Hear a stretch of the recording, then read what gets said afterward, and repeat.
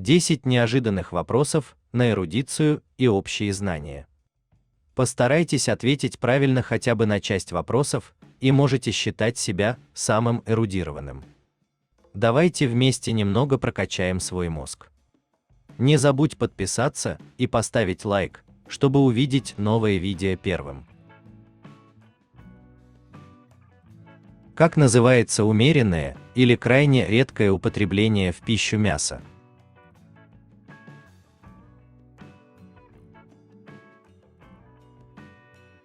Один. Флекситарианство – это гибкое вегетарианство.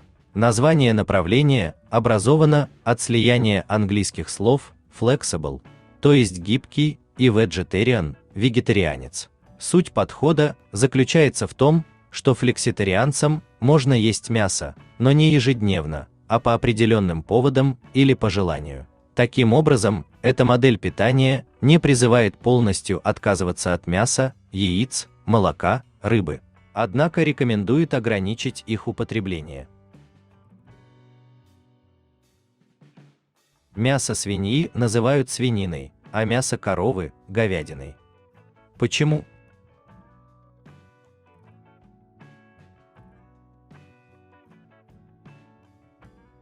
На старославянском языке говяда означало весь крупный рогатый скот или же просто стадо. Однако под говяжьим мясом подразумевали только мясо быка. Питаться мясом коровы на Руси не было принято. Их содержали исключительно ради молока. Со временем говяда вышла из употребления, а вот говяжье мясо осталось. Только теперь оно означало не мясо быка, а мясо всего крупного рогатого скота. Кому принадлежит фраза «время – деньги»?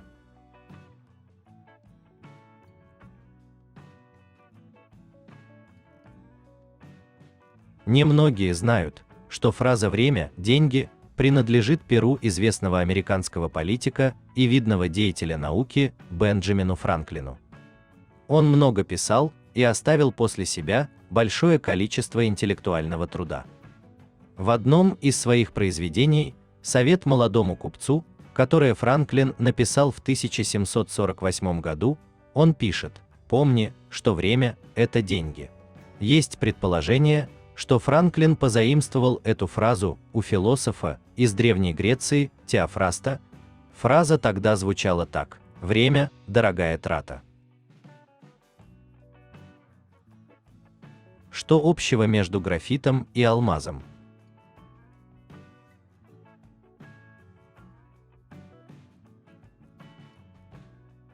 Единственное сходство графита и алмаза в том, что это одно простое вещество – углерод. На этом схожесть заканчивается. Графит имеет малую твердость, алмаз, напротив, большую. Также плотность алмаза больше, чем плотность графита. Алмаз прозрачен, графит черный. Графит проводит электрический ток, а алмаз нет. Все эти особенности объясняются тем, что у графита и алмаза разное построение атомной решетки. У какого морского жителя зубы в желудке?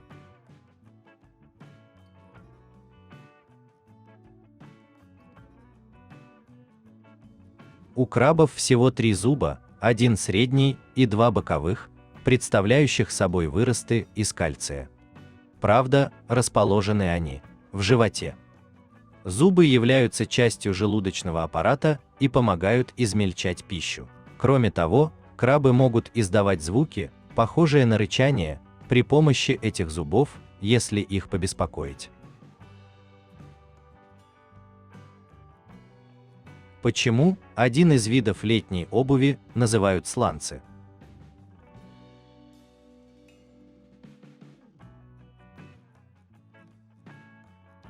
Все дело в том, что в СССР такую обувь выпускал завод «Полимер», который находился в городе Сланцы Ленинградской области. В процессе производства на подошве шлепанцев в качестве метки производителя выдавливалась надпись «Сланцы». Советские граждане восприняли эту надпись как название самой обуви, поэтому народное название «сланцы» вошло в активный словарный запас как синоним слова шлепанцы. Какое растение имеет народное название бесстыдница?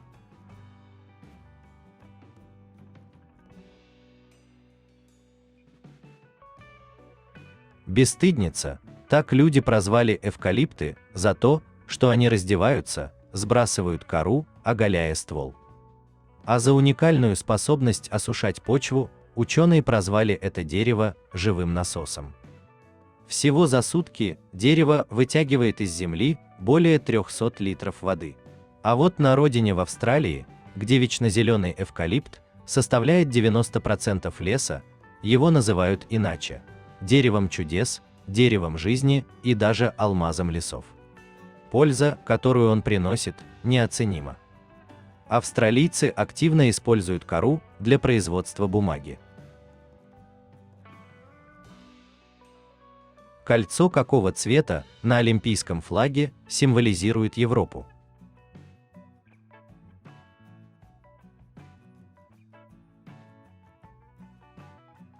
Флаг олимпийского движения представляет собой белое поле, в центр которого помещена олимпийская эмблема – 5 переплетенных колец, расположенных в 2 ряда. Кольца символизируют союз 5 частей света и всемирный характер Олимпийских игр. Эмблема была представлена на Парижском конгрессе Международному олимпийскому комитету Пьером де Кубертеном в 1914 году. До 1951 года официальный справочник утверждал, что цвета колец соответствуют разным частям света: Европа – синий, Азия – желтый, Африка – черный, Австралия – зеленый и Америка – красный.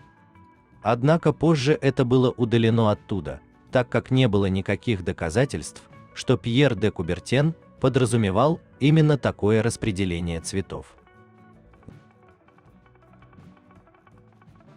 В какой части света находится берег скелетов, погубивший сотни кораблей и тысячи людей?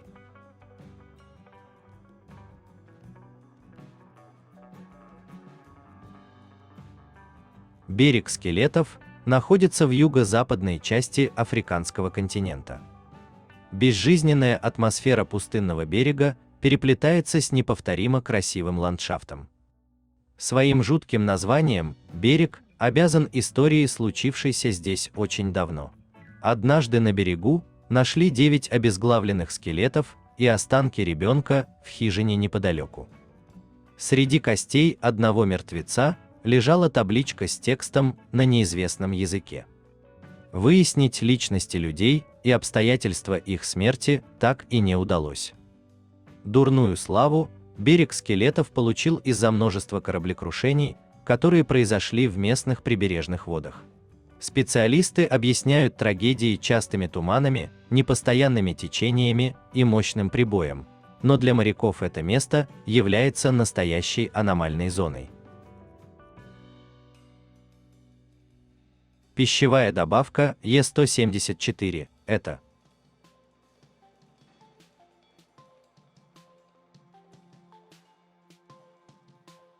под этим кодом скрывается химический элемент серебро. Это белый и ковкий металл. В пищевой промышленности это вещество используется в виде порошка и тонких пластин. В природе находится в глиняных сланцах в рассеянном виде.